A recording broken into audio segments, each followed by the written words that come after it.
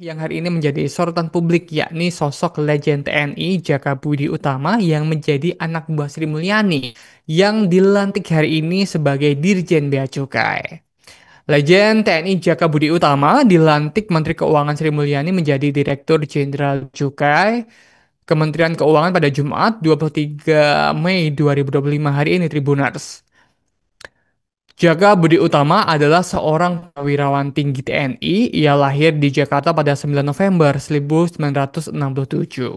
Jaka Budi Utama merupakan lulusan dari Akademisi Militer atau AKMIL tahun 1990. Setelah itu, ia melanjutkan pendidikannya di Sesar Kabif.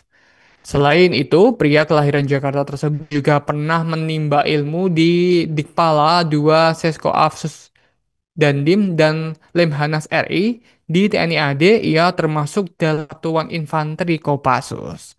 Legend TNI Jaka Budi Utama sendiri memiliki istri bernama Dr. Dewi Malahayati.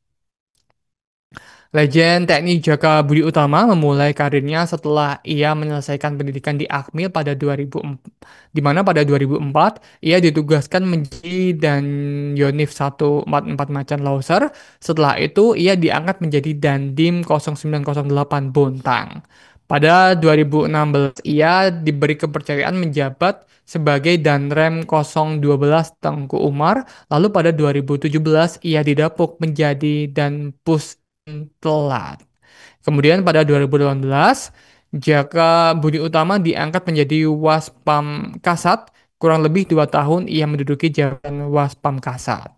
Selanjutnya pada 2020 ia dipercaya untuk menjabat sebagai Kasdem 12 Tanjung Pura. Pada 2001 ia diangkat menjadi Deputi Bidang Koordinasi Politik Dalam Negeri yang ini dalam Kemenko Polhukam. Selain itu, Tribuners juga pernah menduduki jabatan Pak Sahli TK 3 bidang Eskudang Panglima TNI hingga pada 2023 ia dipercaya menjabat sebagai staf khusus Panglima TNI.